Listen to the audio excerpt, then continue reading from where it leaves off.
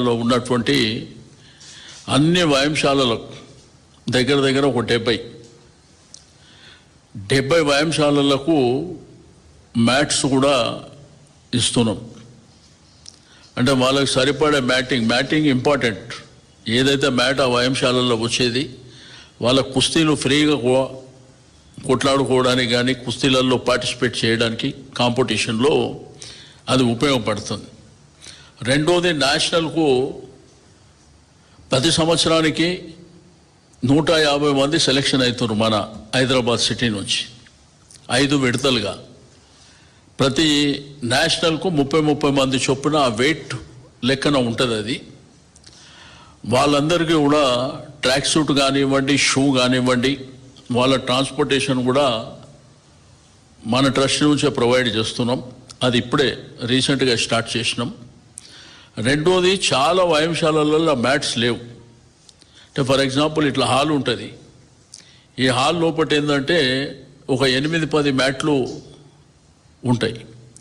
అయితే ఇక్కడ పైల్వాన్లు అనేవాళ్ళు, ఖలీఫా అనేవాళ్ళు, వీళ్ళు ఏంటంటే పాపం ఎంతో కష్టపడి వాళ్ళ పూర్వీకులు, వాళ్ళ తాతలు ముత్తాతల నుంచి వాళ్ళకు ఆ వ్యాయామం మీద, ఆ కుస్తీ మీద ఇంట్రెస్ట్తోని దాన్ని చంపుకోలేక ఎవ్వరు సహకరించకపోయినా కానీ వాళ్ళు ఆ ప్రొఫెషన్ కింద. రెండోది వాళ్ళు నార్మల్ ఫుడ్ తినరు.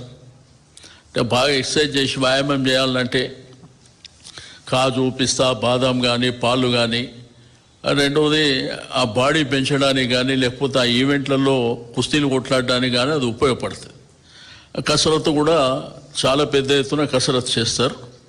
అయితే 24వ తేదీన మనం దానికి తెలంగాణ కేసరి అనే నామకరణం చేసి 4 గంటలకు ఇక్కడ స్టార్ట్ చేస్తాం.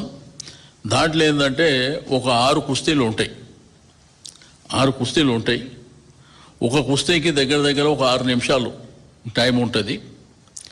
ఆ తర్వాత ఈ మ్యాటింగ్ డిస్ట్రిబ్యూషన్ కానివ్వండి, రెండోది ఎవరైతే విన్నరు రన్నరప్ ఉన్న వాళ్ళకు కూడా షీల్డులు కూడా బహుకరణ చేస్తాం.